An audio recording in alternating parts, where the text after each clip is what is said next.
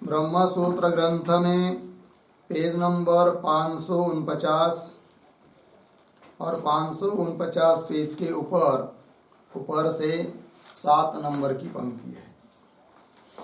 तो सांख्यानां त्रयो गुणाः साम्येन अवतिष्ठमानाः प्रधानम्। ठीक है, तो बात यह चल रही है कि ब्रह्मसूत्र के द्वितीय अध्याय का द्वितीय पाद और द्वितीय पाद का यह प्रथम अधिकरण है। इस अधिकरण का नाम है रचना अनुपपत्ति अधिकरण और इस अधिकरण का विचार विषय है सांख्य सिद्धांत। अर्थात सांख्य शास्त्रकार कहते हैं कि जगत के प्रति कारण प्रधान है और वह प्रधान अचेतन है और स्वतंत्र है, किंतु उनका वो कहना ठीक नहीं है। अर्थात उस सांख्य का खंडन करने के लिए इस अधिकरण की प्रवृत्ति हुई है।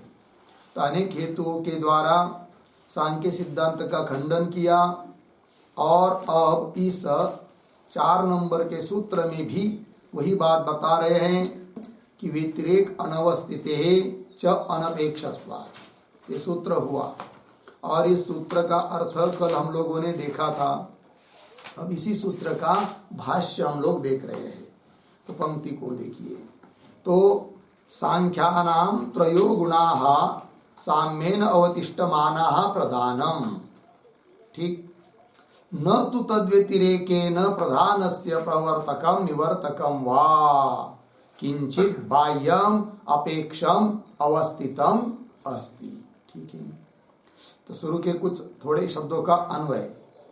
सांख्यानां 2 शब्द छोड़कर आगे साम्येन अवतिष्ठमानाः पीछे त्रयो गुणाः आगे प्रधानम, फिर आगे तू सरल आगे तद्व्यतिरेकेन प्रधानस्य प्रवर्तकम निवर्तकम वा किंचित बाह्यम अपेक्षम अवस्थितम, फिर पीछे का न अंतिम में अस्ति न अस्ति। ठीक, देखो भाई, तो ये जो पंक्ति है सांख्यानां त्रयो गुणा इत्यादि, उसके पूर्व में एक वाक्य लिखते हैं अवतरण। प्रधान व्यतिरिक्त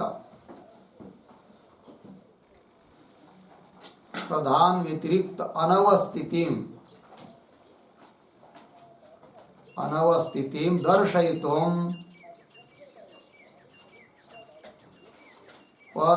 दर्शयितुम परपक्षम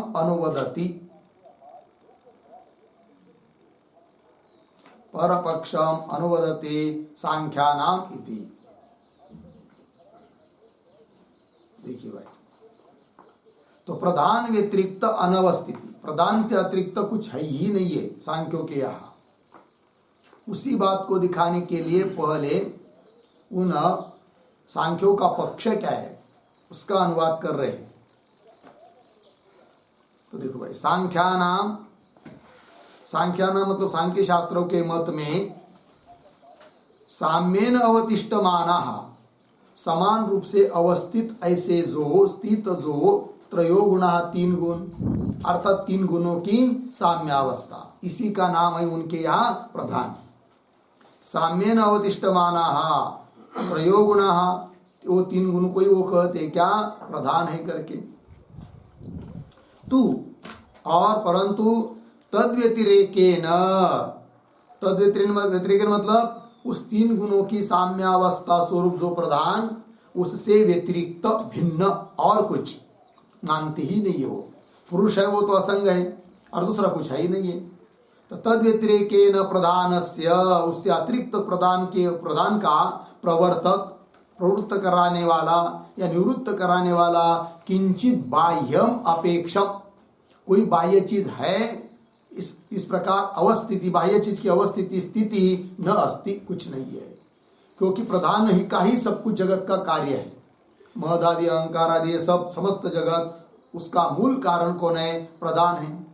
और दूसरा पुरुष है वो तो असंग है, वो तो कुछ कर नहीं सकता, सहायता उसकी लेने की जरूरत ही नहीं क्योंकि वो असंग है, सहायता दे भी नहीं सकता और मानते भी नहीं ये सांख्य लोग। और दूसरा कोई सहायक है नहीं प्रदान के लिए, ये बात। तो तद व्यतिरेकेन प्रदान से प्रवर्तकम निवर्तकम वा किंचित बाह्यम अपेक्षम अवस्थितम न अस्ति, कोई भी अवस्थित स्थित नहीं है। आगे, और पुरुष है तो वह, ये अभी तक जो व्याख्यान हुआ सूत्र के व्यतिरेक अनवस्थित है, प्रधान से अतिरिक्त कुछ अवस्थित है ही नहीं है कि जिसकी सहायता लेकर प्रधान प्रवृत्त हो सके। ठीक, और आगे, पुरुष तु उदासीन न प्रवर्तक न निवर्तक इति अतः अनपेक्षम प्रधान। ठीक है, और पुरुष कैसा है, वो तो उदासीन है कि नहीं। उदासीन का मतलब न प्रवर्तक है न निवर्तक है, अतः उसकी भी अपेक्षा नहीं है। इति अतः अनपेक्षम प्रदानम, तो प्रदान के लिए कोई भी सहायक नहीं मिल रहा है, अतः इसलिए वो स्वाभाविक प्रवृत्ति मानते हैं सांख्य लोग, किसकी, प्रदान की। किंतु वह उनका कहना ठीक नहीं है क्योंकि अचेतन है, कोई प्रेरक नहीं है, किसी की सहायता भी नहीं है, तो उसकी प्रवृत्ति हो ही नहीं सकती, ये बात। वही आगे, अनपेक्षत्वाच्च कदाचित प्रदानम महदाद्याकारेण परिणमते कदाचित न परिणमते इति एतद अयुक्तम। खंडन कर रहे सिद्धांती उस सांख्यों का। अपेक्षा, उसको निमित्त सहायक कोई है नहीं प्रदान को, तो अनपेक्षत्वा, किसी की अपेक्षा नहीं, कोई मिल नहीं रहा है उसको, असतः कदाचित, फिर प्रदान क्या करेगा, कदाचित प्रदानम महदाद्याकारेण, महत्त्व अहंकार आदि आदि के रूप में परिणाम को प्राप्त होगा, कदाचित प्राप्त नहीं होगा, मतलब मनमानी उसका कारोबार चलेगा। किंतु इस प्रकार का सांख्यों का मानना उचित नहीं है, ये बात। अनपेक्षत्वाच्च कदाचित प्रदानम महदाद्याकारेण परिणमते कदाचित न परिणमते इति एतत् अयुक्तम, ऐसा सांख्यों का मानना उचित नहीं है। लग गया। तो ये जो अंतिम आया है ना, इति एतत् अयुक्तम, उस पर एक वाक्य लिखेंगे। प्रधान व्यतिरेकेण, प्रधान व्यतिरेकेण कर्मणः अनवस्थितेः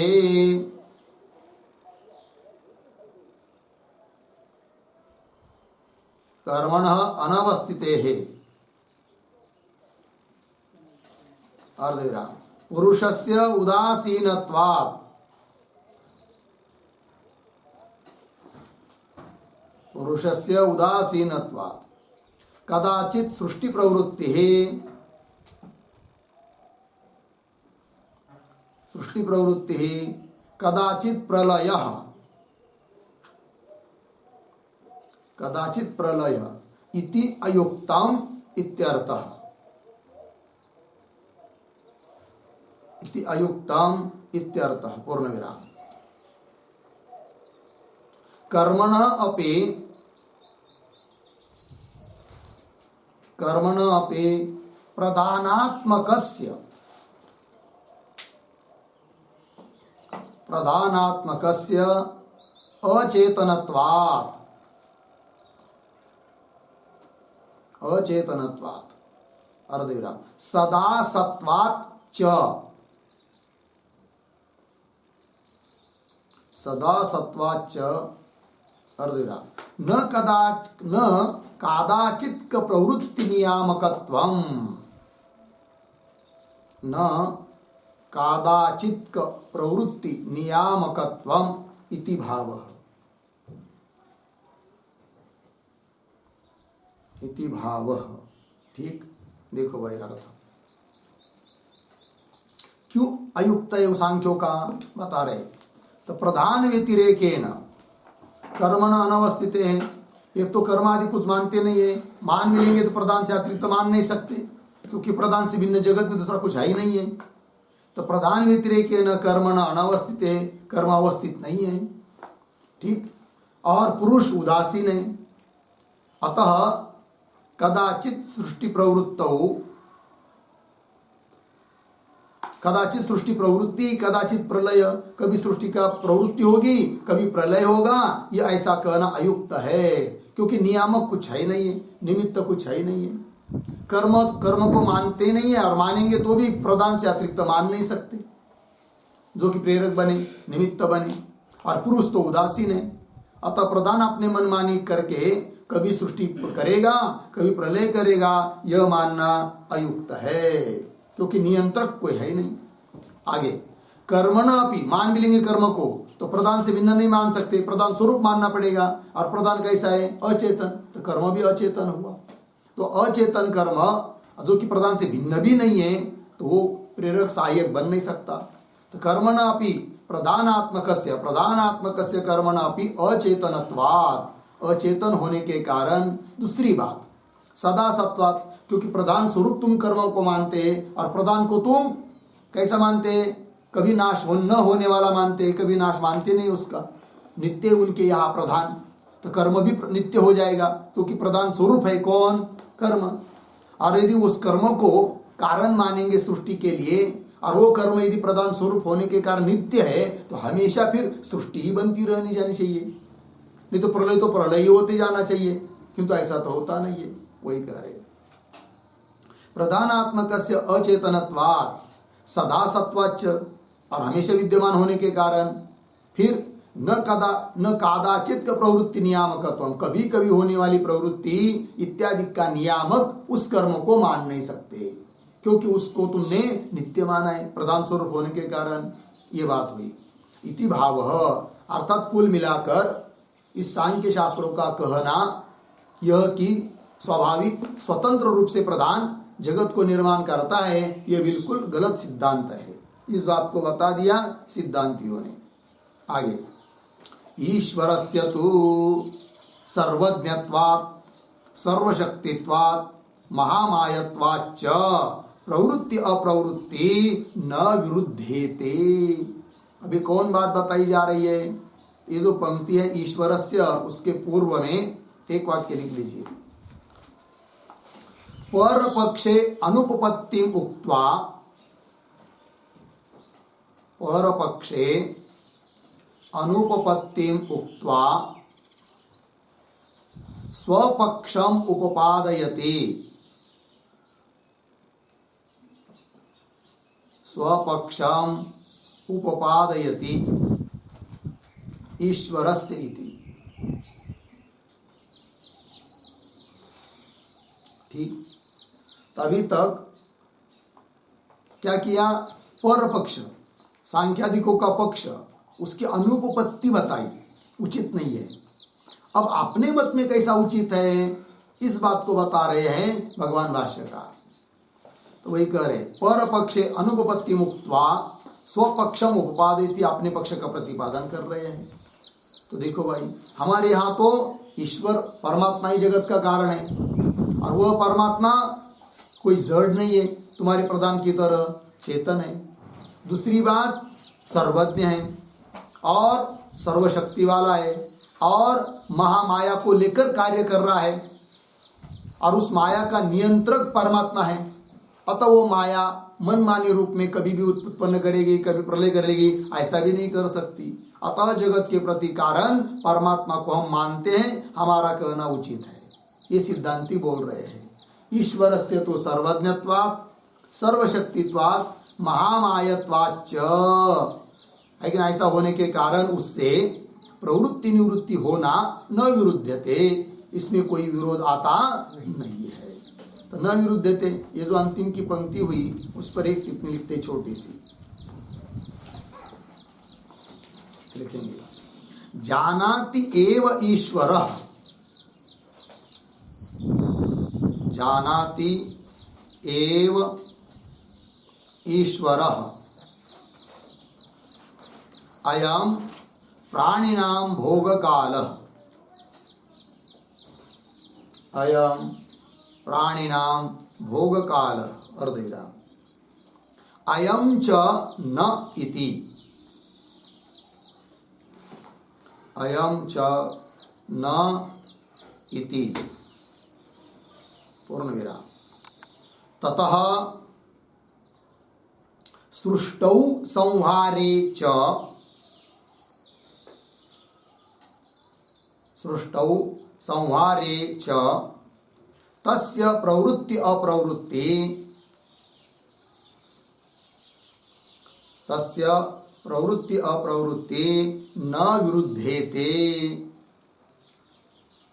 न विरुद्धेते इत्यर्थः। ठीक है, देखो भाई अर्थ। जानाति एव ईश्वर, सर्वज्ञ होने के कारण ईश्वर सब कुछ जानता है। क्या जानता है?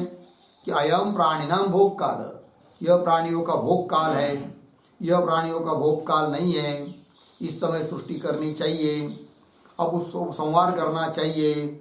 इस प्रकार के प्रवृत्ति निवृत्ति सभी बात को सबको ईश्वर जानता है, अतः उसकी प्रवृत्ति निवृत्ति में कोई विरोध नहीं आता है। इस बात को बता दिया। ठीक है, तो चलिए, तो इसके साथ साथ ये 4 नंबर के सूत्र का भाष्य पूरा हुआ और इस अधिकरण के कुछ सूत्र बचे हैं जिसके द्वारा खंडन नहीं किया जाने वाला है सांख्यों का।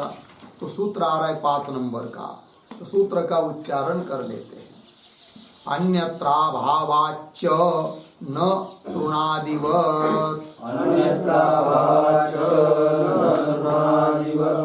ठीक, तो चलिए, तो इस सूत्र के बारे में भी थोड़ा सा लिख लेते हैं। लिखेंगे सूत्रावतरणम, बरोबर। ननु सहकारी अभावे अपि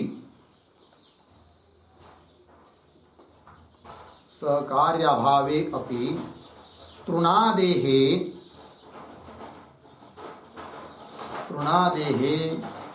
स्वाभाविक दुग्धादि परिणामवत्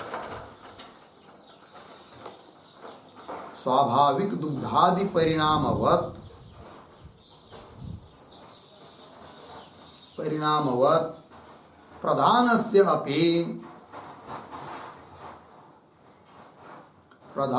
अपि महदाद्याकारेण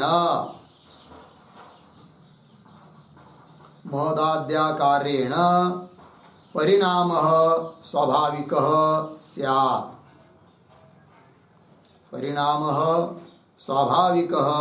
स्यात् इति अतः आह।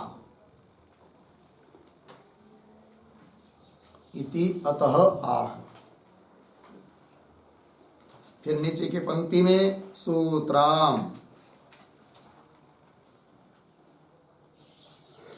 बराबर। अन्यत्राभावाच्च न तृणादिवत्।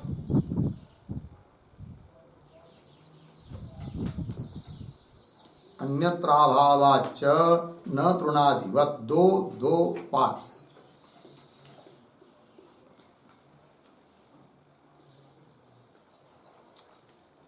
फिर पदच्छेद अन्यत्र अभावात् च न तृणादिवत्। नीचे पदार्थोक्ति, बराबर। प्रतीक च, सूत्रों के पदों का भी अन्वय कर सकते हैं। च तृणादिवत् न अन्यत्र अभावात्, च तृणादिवत् न अन्यत्र अभावात्। फिर अन्वय के अनुसार पदार्थोक्ति, प्रतीक है च, बराबर अपि अर्धज्ञान, प्रतीक तृणादिवत्, बराबर यथा तृणादिकम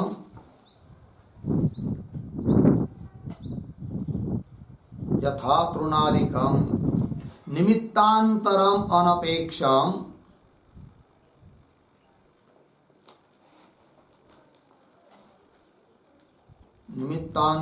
अनपेक्षम एव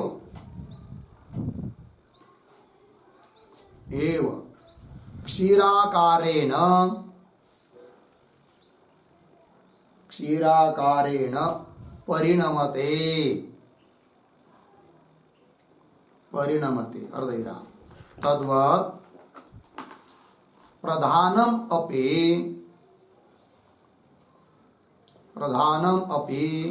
महदादि रूपेण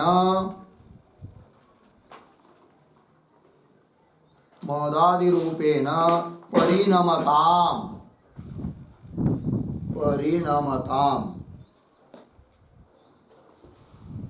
इति चेत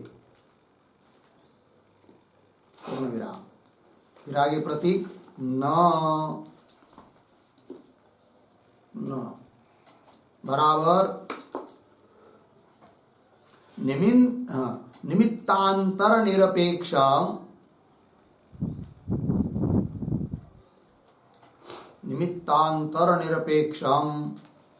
स्वाभाविकः परिणामः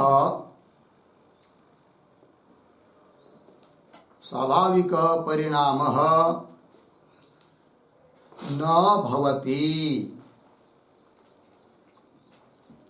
भवति पूर्ण विराम। कंस में कुतः प्रश्न चिन्ह आगे की तरफ बांध देकर कंस बंद। फिर आगे प्रतीक अन्यत्राभावात्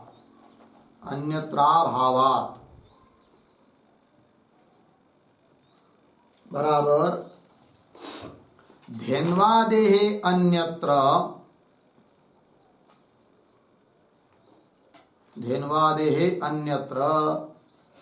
बलिवर्दादौ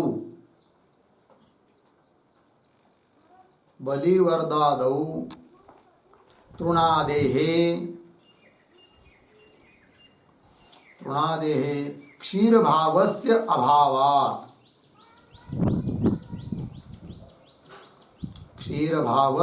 अभावात् पूर्ण विराम। तस्मात् धेन्वादि सापेक्षम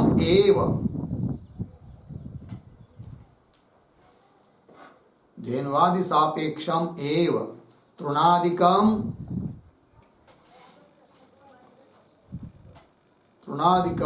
क्षीरम भवति अर्धविराम। न निरपेक्षम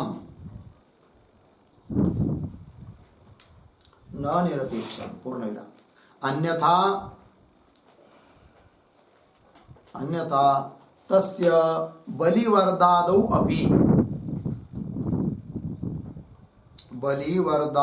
अपि क्षीरभाव प्रसंगात् पूर्ण विराम। अतः न तृणादिवत्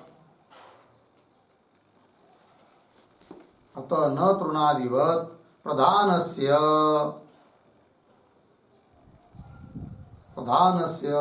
मोदादि परिणामः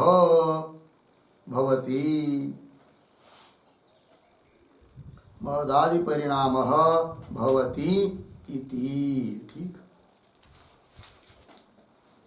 देखो भाई अर्थ। तो सूत्रावतरण में लिखा है कि ननु सहकारी अभावेपि, मतलब पूर्व पक्षी दृष्टांत देकर बोल रहा है, क्योंकि पीछे के सूत्र में क्या कहा कि प्रधान के लिए कोई सहकारी नहीं है, अतः उसका स्वभाव सिद्ध परिणाम हो जाना ये बात मानना उचित नहीं है। तब उस पर पूर्व पक्षी बोल रहा है कि भले कोई सहकारी कारण नहीं है, किसको? प्रधान को।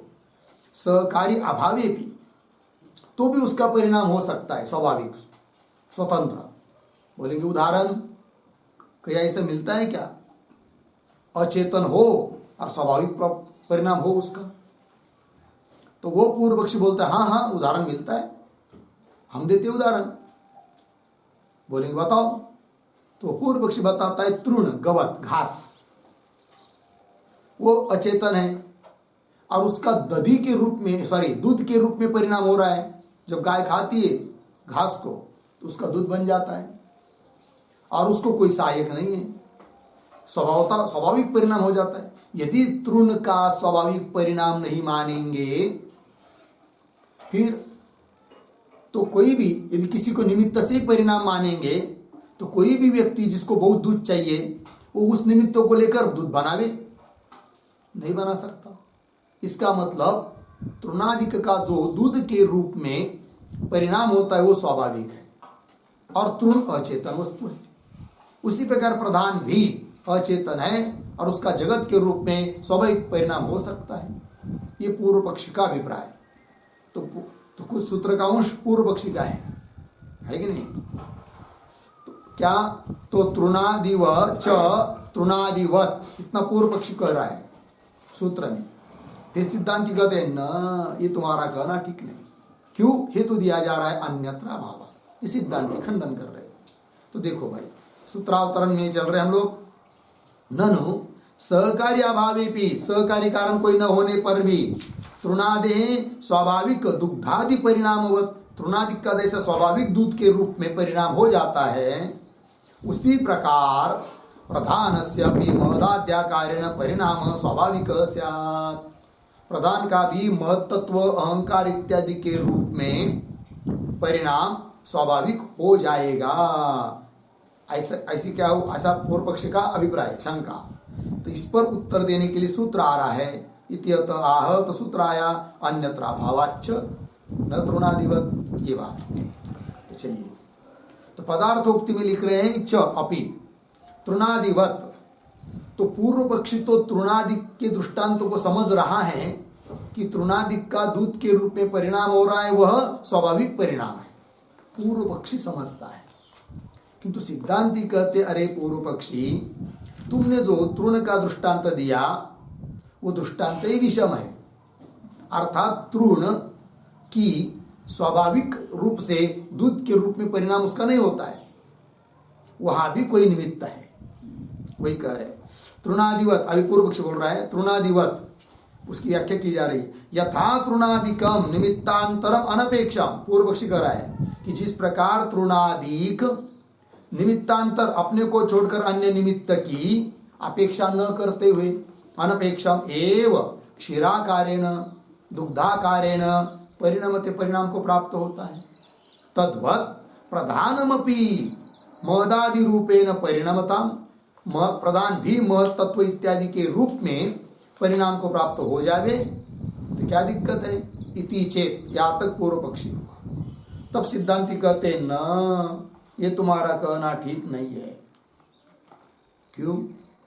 निमित्तांतर निरपेक्षम स्वाभाविक परिणाम न भवति, न का अर्थ निमित्तांतर, अन्य किसी भी निमित्त की अपेक्षा न करके स्वाभाविक परिणाम न भवति, स्वाभाविक परिणाम होता नहीं है। कुतः, क्यों नहीं होता है?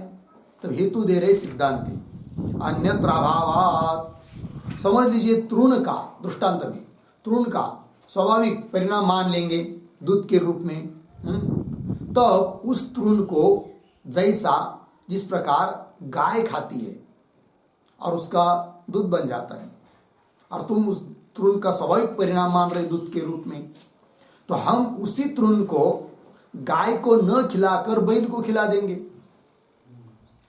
फिर उसका भी दूध हो जाना चाहिए। होता है क्या? नहीं। अतः स्वाभाविक परिणाम होता है तृण का दूध के रूप में, ये कहना ठीक नहीं। क्यों?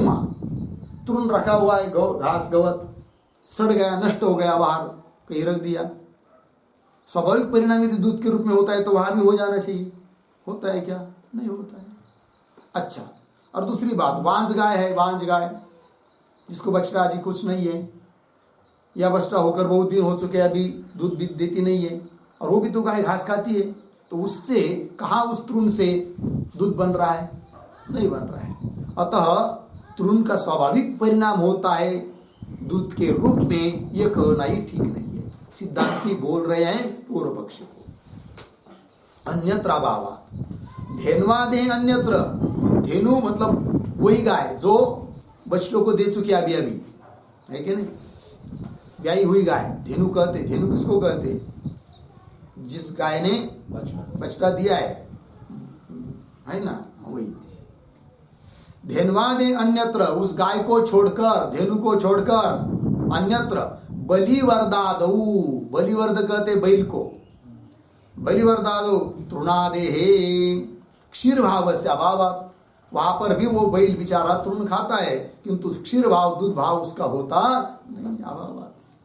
तस्मात्, इसलिए धेन्वादि सापेक्षम एव तृणादिकम क्षीरम भवति, इसलिए धेनु आदि की अपेक्षा करके ही तृणादिक क्षीर अर्थात दूध बन जाता है, न निरपेक्षम।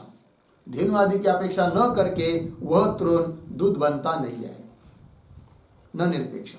अन्यथा यदि धेनु की अपेक्षा न करके, है कि नहीं, यदि तृण का दूध बन सके तो अन्यथा तस्य बलिवर्दादो अपि तस्य तृणादे, बलिवर्दादो अपि क्षीरभाव प्रसंगा, बैल ने खा लिया तृण को, तो उससे भी क्या होना चाहिए, दूध बन जाना चाहिए, तो ऐसा होता नहीं है। अतः न तृणादिवत प्रदानस्य महदादि परिणाम, अतः हे पूर्व पक्षी तुम तृणादि का दृष्टांत देकर प्रधान भी निरपेक्ष होकर महदादि के रूप में परिणत होगा, यह तुम्हारा कहना ठीक नहीं है, क्योंकि तृण का कोई दृष्टांत उचित नहीं है, अनुकूल नहीं है, ये बात कह दी। ठीक है, ये हो गया भाई। अब चलिए इस सूत्र के भाष्य में, स्यात् एतत् यथा तृण पल्लवोदकादि निमित्तांतर निरपेक्षम स्वभावात् एव क्षीराद्याकारेण परिणमते एवं प्रधानमपि महदाद्याकारेण परिणस्यते इति। ये सांख्यों का सिद्धांत, सांख्य का कहना बता दिया यहाँ तक। तो देखो भाई, स्यात् एतत्, तो स्यात् एतत् इत्यादि जो पंक्ति है उसके पूर्व में एक वाक्य लिखते अवतारण, दृष्टान्तवष्टम्भेन,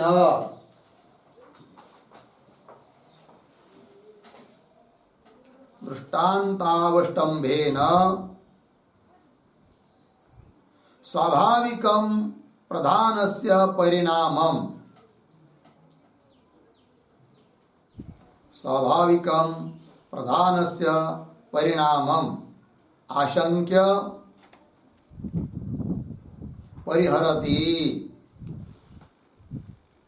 परिहरति स्यात् इति।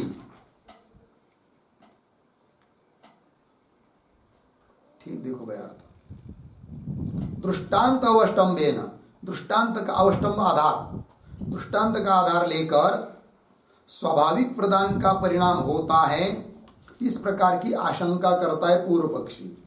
फिर उसका परिहार भी करेंगे, तो पहले उसकी आशंका, उसका कहना, तो देखिए स्यात् एतत्, यह तो ठीक है जो ऊपर के सूत्र में बताया कि प्रधान से अतिरिक्त तो कुछ है ही नहीं है, पुरुष भी सहायक नहीं बन सकता है, अतः प्रधान कैसा करेगा, स्वाभाविक प्रवृत्ति कहीं नहीं हो पाएगी। ये जो कहा सिद्धांतियों ने, वो कहना उसका ठीक नहीं है पूर्व पक्षी के अनुसार। पूर्व पक्षी कहता है इतनी बात ठीक है कि प्रधान से अतिरिक्त तो कोई सहायक नहीं है प्रधान को, और पुरुष भी उदासीन है, तो भी उस प्रधान का परिणाम हो सकता है। ये बात स्यात् एतत्, तुमने सिद्धांति ने जो कहा वो ठीक है, किंतु तो भी प्रधान का परिणाम स्वाभाविक हो सकता है, ऐसा अभिप्राय सांख्यों का। क्या कहते वो पंक्ति देखिए, यथा तृण पल्लव उदकादि, सूत्र में तृणादिवत ऐसा पद आया है, आदि पद आया वहां पर, तृण आदि, आदि पद से क्या लेना वो यहां पर ले चुके हैं, पल्लव उदकादि। तृण एक हुआ, पल्लव मतलब वही हरी हरी कोमल कोमल घास है कि नहीं, वो। और तृण जो होता है वो सूखा हुआ होता है कि नहीं, घास का ही होता है लेकिन सूखा हुआ है, वो तिनका आदि वो सब। हाँ, तो तृण, पल्लव और जल आदि, उदकादि। हाँ, आगे देखिए, निमित्तांतर निरपेक्षम स्वभावात् एव क्षीराद्याकारेण परिणमते, परिणमते क्रियापद, परिणाम को प्राप्त होता है। कौन, कर्ता कौन है परिणमते का, तृण पल्लव उदकादि। तो मुख्य वाक्य हुआ तृण पल्लव उदकादि परिणमते, तृण पल्लव उदक इत्यादि परिणाम को प्राप्त होते हैं। किस रूप से? तो परिणमते के पूर्व में आया है क्षीराद्याकारेण। तो वाक्य क्या बना फिर? तृण पल्लव उदकादि क्षीराद्याकारेण परिणमते। बोलेंगे कैसे? किसी की सहायता है क्या? बीच में कह रहे निमित्तांतर निरपेक्षम स्वभावात एव। तृणादिक पल्लव उदक वगैरह अन्य निमित्त की, अपने को छोड़कर दूसरे किसी निमित्त की अपेक्षा न करके स्वभाव से ही क्षीर आदि रूप से परिणाम को प्राप्त होते हैं। पूर्व पक्षी बोल रहा है ना, वो अपनी तरफ से दृष्टांत लगा रहा है। ये तो दृष्टांत हुआ, फिर सिद्धांत बता रहा है वो एवं प्रधानम अपि महदाद्याकारेण परिणश्यते। एवं मतलब इस दृष्टांत की तरह प्रधान भी महदाद्याकारेण, और वो पीछे के शब्दों भी ला सकते हैं। एवं प्रधानम अपि निमित्तांतर निरपेक्ष स्वभावात एव, इन दो शब्दों की, तीन शब्दों की अनुवृत्ति लाकर बोल सकते हैं। एवं प्रधानमपि निमित्तांतर निरपेक्षम स्वभावात एव महदाद्याकारेण परिणश्यते। एवं दृष्टांत की तरह प्रधान भी निमित्तांतर की अपेक्षा न करके स्वभाव से ही महत्त्व इत्यादि के रूप में परिणाम को प्राप्त होगा। कौन कह रहा है? सांख्य। सांख्य ने अपनी बात बता दी। अब उस सांख्य मत पर कोई व्यक्ति दूसरा ही आक्षेप कर रहा है, कथम इत्यादि से। तो पंक्ति देखिए, कथम च निमित्तांतर निरपेक्षम तृणादि इति गम्यते। ये बात, तो ये जो शब्द है ना कथम च इत्यादि, उसके ऊपर लिखिए आक्षेप। अब उस सांख्य सिद्धांत पर कोई व्यक्ति आक्षेप कर रहा है, कथम से लेकर गम्यते तक, और थोड़ा सा इतने शब्दों का अन्वय भी। एक शब्द छोड़कर आया है च, फिर थोड़ा आगे जाकर तृणादि, उसके पीछे निमित्तांतर निरपेक्षम, आगे इति, फिर शुरू में कथम, अंतिम में गम्यते। अब अर्थ देखिए, च और तृणादि, तृणादि जो है वो सब निमित्तांतर निरपेक्षम, अन्य निमित्त की अपेक्षा न करके ही, अपेक्षा नहीं करते हैं तृणादिक इति, यह बात कथम गम्यते, कैसी तुमको समझ में आती है? ऐसा सांख्यों को प्रश्न किया किसी ने, तृणादिक अन्य निमित्त की अपेक्षा नहीं करते हैं, यह बात तुमको कैसे समझ में आ गई? कैसे तुमने जाना कि तृणादिक अन्य की अपेक्षा न करके दूध आदि के रूप में परिणाम होते करके? तब उत्तर दे रहा है वो सांख्य, निमित्तांतर अनुपलम्भात, ये उत्तर दे रहा है। तो निमित्तांतर इसके ऊपर लिखिए समाधान, सांख्य उत्तर दे रहा है। वो सांख्याचार्य बोलते हैं कि तृणादि को हम निमित्तांतर की अपेक्षा न करके उसका परिणाम होता है, इसलिए समझते हैं कि निमित्तांतर अनुपलम्बात, कोई अन्य निमित्त उपलब्ध होता ही नहीं है। उसी का स्पष्टीकरण कर रहे वह, यदि ही किंचित निमित्तम उपलभे महि ततः यथा कामं तेन तृणादि उपादाय क्षीरं संपादये महि न तु संपादयामहे। ठीक, तस्मात् स्वाभाविक तृणादेः परिणामः। ठीक, तथा प्रधानस्य अपि स्यात् इति, ये उत्तर दे रहा है पूर्व पक्षी सांख्य को। सांख्य उत्तर दे रहा है, देखो क्या कहता है सांख्य। तो तृणादिक की प्रवृत्ति स्वाभाविक है, क्यों? अन्य निमित्त की उपलब्धि नहीं है। उसी का स्पष्टीकरण कर रहा है यदि इत्यादि पंक्ति से। पंक्ति को देखिए फिर, यदि ही किंचित निमित्तम उपलब्धे महि, तृण से दूध बनने के लिए यदि कोई निमित्त उपलब्ध हो जाता, कि तृण है और दूसरा ये निमित्त है, उस निमित्तों को तृण के साथ जोड़ देंगे तो इस प्रकार दूध बन जाता है।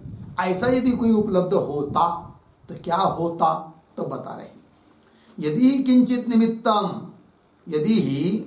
किंचित निमित्तम उपलब्धे वही, कोई निमित्त उपलब्ध होता तो आगे देखिए, ततः, आगे ततः से आगे थोड़ा अन्वय भी है, ततः एक शब्द छोड़कर आगे, तेन पीछे यथा कामम, आगे तृणादि उपादाय, आगे सर आगे, क्षीरम संपादयेमहि न तो संपादयामहि।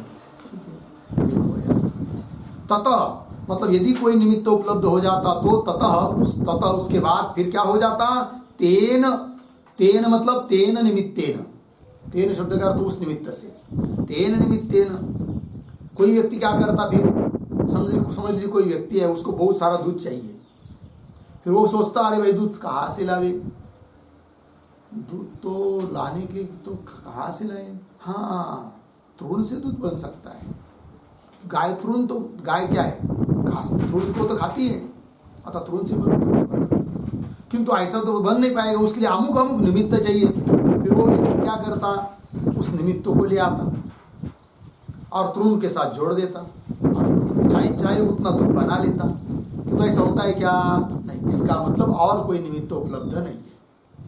यदि निमित्त उपलब्ध होता तो दूध चाहने वाला चाहे उतना दूध उस निमित्तों को लेकर और तृण को लेकर दूध बना देता, तो बनाता नहीं है, ये बात वही करे। तथा तेन निमित्तेन यथा कामम यथेच्छम तृणादि उपादाय, तृणादि का ग्रहण करके, उस निमित्त के साथ तृणादि का ग्रहण करके, क्षीरम संपादयेमहि, क्षीर मतलब दूध संपादन हो जाता, बन जाता, न तो संपादयामहि, किंतु ऐसा तो नहीं हो रहा है, न तो संपादयामहि, ऐसा कोई भी दूध को संपादन नहीं कर सकता, इसका मतलब कोई निमित्त ही नहीं।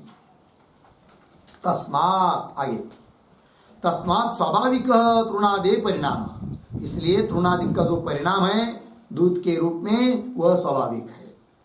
तो ये हुआ दृष्टांत में, फिर सिद्धांत बता रहा है वही सांख्य, तथा प्रधानस्य अपि स्यात्, उसी प्रकार प्रधान का भी स्वाभाविक परिणाम मद आदि के रूप में हो जाता है, ऐसा हम बोलते हैं, ये सांख्याचार्य का कहना हुआ। तथा प्रधानस्य अपि स्यात् इति लग गया, यहाँ तक हुआ भाई ये पूर्व पक्षी। अब आगे सिद्धांति कह रहे, अत्र उच्यते, इसके ऊपर लिखिए सिद्धांत।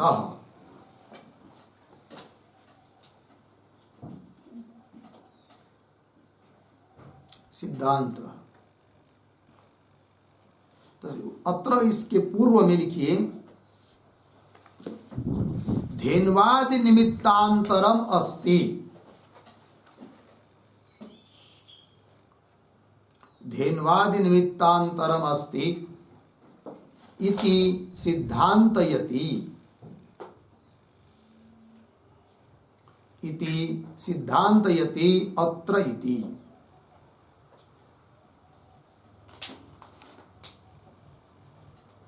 ठीक है, सिद्धांत के उत्तर दे रहे, अरे भाई तुमको निमित्त दिखाई नहीं दे रहा है, किंतु निमित्त है ना, कौन निमित्त है, धेनु ही तो निमित्त है। धेनु गवत खाती है तब तो उसका दूध बनता है ना, हाँ? यदि तृण से ही दूध बनता तो बैल ने तृण खाने पर उससे भी दूध बन जाना चाहिए, बनता है क्या, नहीं बनता है ना, वही कह रहे धेन्वादि निमित्तांतरमस्ति इति सिद्धांत यति अत्र इत्यादि पंक्ति से, तो पंक्ति को देखिए, अत्र उच्यते क्या, भवेत् तृणादिवत् स्वाभाविक प्रदानस्य अपि परिणाम, यदि तृणादि अपि स्वाभाविक परिणाम अभ्युपगम्येत, न तो अभ्युपगम्यते, क्यों, निमित्तांतर उपलब्धे है। ठीक है, इतनी बात, थोड़ा शब्दों का अन्वय करेंगे। अत्र उच्यते, इसके बाद 2-4 शब्द छोड़कर आया है यदि इत्यादि पंक्ति आई है, देखिए 4-5-6 शब्द छोड़कर आया ना, तो देखिए, यदि तृणादेः अपि स्वाभाविक परिणाम अभ्युपगम्येत, यहां तक। फिर अध्यारोप लेंगे तर्री, फिर उसके पीछे आएंगे तृणादिवत, एक शब्द छोड़कर आगे प्रधानस्यापि परिणामः, उसके पीछे स्वाभाविक, पीछे भवेत, फिर आगे तू, आगे आगे आया है तू न अभ्युपगम्यते, क्यों? निमित्तांतर उपलब्धि। देखो भाई अर्थ अत्र उच्यते, इस पर बोलते हम लोग क्या सिद्धांति करे, यदि तृणादि अपनी स्वाभाविक परिणाम अभ्युपगम्यत, यदि तृणादिक का स्वाभाविक परिणाम होता है ऐसा यदि हम स्वीकार करते तो, अर्थात तृणादिक का स्वाभाविक परिणाम होता है यह सिद्धांतियों को मान्य नहीं है। यदि हम मान्य करते, स्वीकार करते तो तब तो तुम्हारा पूर्व पक्षी का कहना ठीक था। मान्य करते तो तरे क्या जी, तृणादिवत, तृणादि की तरह प्रधान का स्वाभाविक, प्रधान का परिणाम स्वाभाविक भवे, स्वाभाविक हो जाता। तू परंतु क्या जी, तू मतलब परंतु, मिल गया ना, क्या न अभ्युपगम्यते, न अभ्युपगम्यते मतलब तृणादिक का स्वाभाविक परिणाम है, इस बात को हम मानते ही नहीं है। अतः तृण का दृष्टांत देकर पूर्व पक्षी तुम ये बात नहीं कह सकते कि तृण की तरह प्रधान का स्वाभाविक परिणाम होता है, ये कह नहीं सकते ये बात। न अभ्युपगम्यते, क्यों नहीं मानते हम लोग वेदांती? इसलिए कि निमित्तांतर उपलब्ध है। तुम पूर्व पक्षी को कोई निमित्त दिखाई नहीं दे रहा है, तृण से दूध बनने के लिए कोई निमित्त तुमको दिखाई नहीं देता है, हमको निमित्त दिखाई देता है, ये सिद्धांती बोल रहे। अतः हम स्वाभाविक परिणाम मान नहीं सकते तृण का, अतः प्रधान का भी नहीं मानेंगे ये बात। फिर बोलेंगे भाई कौन निमित्त है बताओ, फिर आगे आ रहे कथम निमित्तांतर उपलब्धि, ये पूर्व पक्ष पूछ रहा है सिद्धांतियों को।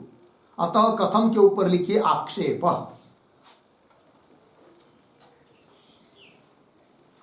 क्योंकि अभी अभी सिद्धांति ने क्या कह दिया कि अन्य निमित्तों को है, कथम निमित्तांतर उपलब्धि, कौन से अन्य निमित्त की उपलब्धि हो रही तुमको बताओ। तब बता रहे सिद्धांति अन्यत्र अभावात, ये प्रतीक है, सूत्र का पद है, और उसके ऊपर लिखिए समाधान। सिद्धांति उत्तर दे रहे हैं अन्यत्र अभावात। ठीक, आगे चलिए, उसी का स्पष्टीकरण कर रहे हैं आप। क्या धेन्वा एव ही उपभुक्तम तृणादि क्षीरी भवति, अर्धविराम, न प्रहीणम अनडुहादि उपभुक्तम वा। ठीक, देखो अर्थ, धेन्वा एव ही उपभुक्तम तृणादि, धेनु जो बछड़ा ब्याई हुई गाय, उसके द्वारा ही खाया हुआ तृण दूध बनता है, क्षीरी भवति, अर्धविराम। न प्रहीणम, प्रहीणम शब्द का अर्थ लिखिए नष्टम, मतलब नष्ट हुआ तृण, सड़ गया हुआ तृण, उससे दूध नहीं बनता है। न प्रहीणम और वा अथवा अनडुहादि उपभुक्तम वा, अनडुह बैल, लेकिन अनडुह किसको कहते हैं? बैल को। उसने खाया तृण को, उससे दूध बनता है क्या? नहीं बनता है। यदि कोई निमित्त न होता तो फिर बैल ने खाया हुआ तृण से भी क्या बनना चाहिए?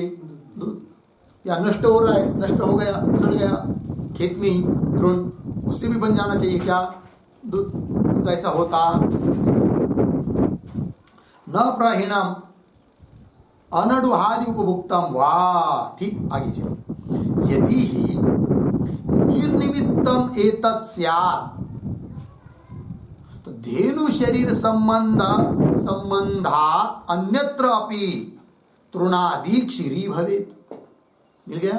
देखो भाई, यदि ही निर्निमित्तम एतत् स्यात्, सिद्धांति बोल रहे पूर्व पक्षी को, यदि ही निर्निमित्तम एतत् स्यात्, एतत् तृण का दूध बनना यदि निर्निमित्त होता तो धेनु शरीर संबंधात अन्यत्रापि, गाय के शरीर के संबंध से अन्यत्र बैल ने खा लिया तो उससे भी दूध हो जाना चाहिए।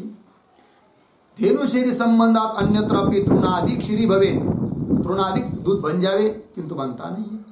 ठीक, अच्छा, फिर वो पूर्व पक्ष ने एक बात बोला था, क्या? यदि कोई निमित्त होता तो दूध चाहने वाला व्यक्ति क्या करता? उस निमित्त को लेकर और तृण को लेकर चाहे उतना दूध बना देता, बनाता नहीं है, अतः कोई निमित्त नहीं है। ये बोला था कौन? पूर्व पक्षी। अब उसका उत्तर दे रहे न च इत्यादि पंक्ति से। न च यथा कामम, अतः न च, न के पूर्व में एक वाक्य लिख लेंगे। अवतरण, यत् उक्तम, यद उक्तम क्षीरस्य स्वेच्छया, क्षीरस्य स्वेच्छया संपादयितुम अशक्यत्वात्, संपादयितुम अशक्यत्वात् स्वाभाविकत्वम, स्वाभाविकत्वम इति तत्र आह न च इति, तत्र आह न च इति। ठीक, देखो भाई अर्थ, यद उक्तम क्षीरस्य स्वेच्छया संपादितुम अशक्यत्वात्, पूर्व पक्षी बोला था दूध को अपने इच्छा से संपादन नहीं कर सकते हैं, अतः उसकी प्रवृत्ति स्वाभाविक है। तो उसको उत्तर देना है अब न च इत्यादि पंक्ति से। तो पंक्ति पढ़ता हूं, बाद में अन्वय करेंगे। न च यथा कामम मानुषैः न शक्यम संपादयितुम इति एतावता निर्निमित्तम भवति। ठीक, इतने को देखेंगे पहले, थोड़ा अन्वय। मानुषैः, दो शब्द छोड़कर आए ना, ये दो तीन शब्द छोड़कर, मानुषैः, फिर उसके पीछे यथा कामम,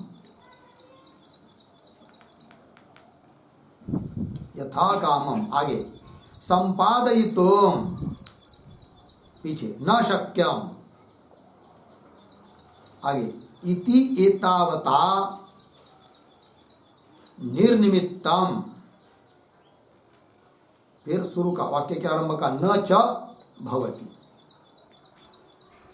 अर्थ देखिए भाई, तो मानुषैः, मनुष्यों के द्वारा, यथा कामम यथेच्छ संपादयितुम न शक्यम, संपादन नहीं किया जाता है, प्राप्त नहीं किया जाता है तृणादि को लेकर, संपादितुम न शक्यम, लेकिन इति एतावता, इतने मात्र से, सिद्धांति बोल रहे पूर्व पक्ष को, इतने मात्र से, इति एतावता निर्निमित्तम, निर्निमित्त है, न च भवति, ऐसा नहीं कह सकते कि मनुष्य अपने इच्छे से यथेच्छ दूध प्राप्त नहीं कर रहा है अतः वो निर्निमित्त है, यह पूर्व पक्षी का कहना ठीक नहीं है। एतावता, इतने मात्र से, निर्निमित्तम न भवति। क्यों? आगे, भवति ही किंचित कार्य मानुष संपाद्यम किंचित दैव संपाद्यम। भवति को बाद में ले जाएंगे, बाकी सब ठीक है। ही, क्योंकि ये तो ही, सिद्धांति बोल रहे किंचित कार्य, जगत के कुछ कार्य ऐसे हैं कि जो मनुष्य के द्वारा संपादन किया जा सकते हैं। घट मनुष्य बना देता है, लेकिन कुछ कार्य ऐसे हैं कि आप, हम लोग कुछ नहीं कर सकते उसको, वो भगवान ही जाने कैसा बनाता है करके। ठीक है ना? दूध को कैसा बनता है तृण से, हम लोग नहीं समझते, वो भगवान कैसा बनाता है, गाय के पेट में जाकर क्या क्या होता है उसको ही पता। ठीक है कि नहीं? क्या क्या मिला देता है, कैसा कैसा दूध तृण का दूध बन जाता है। ही किंचित कार्य मानुष्य संपाद्य, मनुष्य के द्वारा संपादित होता है कुछ कार्य, किंचित दैव संपाद्यम भवति, कुछ देवता से संपादित होता है। आगे क्या वास्ते, मनुष्यापि शक्नुवन्ति एव उचितेन उपायेन तृणादि उपादाय क्षीरम संपादयितुम। पूर्व पक्षी बोला था ना कि अच्छे से संपादन नहीं कर सकता, बोल रहे सिद्धांति कर सकता है। कैसे? देखो भाई, थोड़ा अन्वय। मनुष्याः अपि, दो शब्द श्लोक आगे, उचितेन उपायेन तृणादि उपादाय क्षीरम संपादयितुम, फिर पीछे शक्नुवन्ति एव। देखो भैया, मनुष्य भी उचित उपाय को लेकर और तृणादिक को लेकर, उचित उपाय के द्वारा तृणादिक को उपादाय ग्रहण करके लेकर क्षीरम संपादयितुम शक्नुवन्ति एव, दूध को संपादन कर सकता है मनुष्य भी। तो बोलेंगे कौन उचित उपाय निमित्त है और तृणादिक को लेकर दूध संपादन कर पाएगा? तो बता रहे आगे, प्रभुतम ही क्षीरम कामयमानाः प्रभुतम घासम धेनुम चारयन्ति। जिसको यथेच्छ दूध चाहिए वो क्या करता है? बस गाय को भरपूर घास खिला देता है, उससे बहुत सारा दूध मिल जाता है। जर्सी गाय को जितना खिलाएंगे उतना दूध आता है, जितना पानी पिलाएंगे उतना दूध निकल आता है। समझना है? देखिए, प्रभुतम ही क्षीरम कामयमानाः मनुष्याः, प्रभुत मतलब पुष्कल, भरपूर, क्षीर दूध, कामयमानाः इच्छन्त पुरुषाः, भरपूर पुष्कल दूध की इच्छा करने वाले लोग पुरुष क्या करते हैं जी? कामयमानाः, इसके बाद कैसा पढ़ेंगे? धेनु, आगे आया है ना, धेनु पीछे, प्रभुतम घासम, फिर आगे चारयन्ति। पुष्कल दूध को इच्छा करने वाला मनुष्य लोग धेनु को बहुत सारा घास खिला देते हैं और दूध पा लेते हैं। अतः उस तृण से जो दूध बनता है उसके लिए भी कुछ न कुछ निमित्त है। निमित्त के बिना केवल तृण की स्वाभाविक दूध के रूप में परिणति नहीं होती है। अतः हे पूर्व पक्षी, तुम तृण का दृष्टांत देकर प्रधान की स्वाभाविक प्रवृत्ति हो जाती है, स्वाभाविक परिणाम हो जाता है, ये तुम बोल नहीं सकते। सिद्धांती बोल रहे हैं पूर्व पक्षी को। आगे चलिए, ततश्च, बहुत घास खिला दिया गाय को, उससे क्या होगा? ततश्च प्रभुतम क्षीरम लभन्ते, बहुत सारा दूध प्राप्त हो जाता है। ठीक है ना? तस्मात् न तृणादिवत् स्वाभाविक प्रदानस्य परिणाम, इसलिए तृणादिक की तरह, मतलब तृणादिक का जैसा स्वाभाविक परिणाम है वैसा स्वाभाविक परिणाम होगा किसका? प्रधान का। यह कहना तुम्हारा ठीक नहीं है, क्योंकि तृणादिक का दृष्टांत ही तुमको पूर्व पक्ष को समझ में नहीं आया कि उसके लिए भी कुछ निमित्त लगता है करके। ठीक, वही करे। तस्मात् न बाद में पढ़ सकते हैं, तस्मात् तृणादि व तृणादि की तरह स्वाभाविक प्रदान से परिणाम न भवति, ये बात कह दी। ठीक है, तो 5वें सूत्र का भाष्य पूरा हुआ। फिर आगे 6 नंबर का सूत्र है, उसका भाष्य भी है, उसका विचार हम लोग कल करेंगे। ओम पूर्णमदः पूर्णमिदं पूर्णात् पूर्णमुदच्यते पूर्णस्य पूर्णमादाय पूर्णमेवावशिष्यते। ओम शांति शांति शांति।